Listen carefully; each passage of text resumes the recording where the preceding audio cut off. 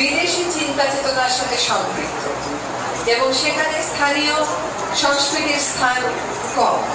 কিন্তু আমাদের এই যে অভ্যুত্থানটা হয়ে গেল, সেখানে আমরা দেখলাম যে এই এলাকার শিক্ষা প্রতিষ্ঠানের শিক্ষার্থীরা জুলাই এবং আগস্ট আমাদেরকে প্রমাণ করে দিয়ে গেল যে তারা সত্যি সত্যি অবগত। আমি যেহেতু পরিবেশ নিয়ে কাজ করি, প্রায় সময় আমাকে নানান রকম বর্বরতার মুখোমুখি হতে হয়।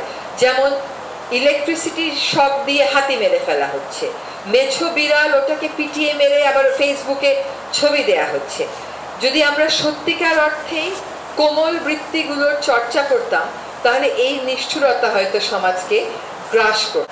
তো আশা করি আমরা এই সংস্কৃতি চর্চার মাধ্যমে মানুষের মধ্যে শুধু জীবন এবং জীবিকার যে একটা তাগিদে আমরা সকলে আবদ্ধ হয়ে পড়েছি, তার থেকে বের করে কোমল বৃত্তিগুলোর চর্চার একটা ক্ষেত্র প্রস্তুত করে দেবে।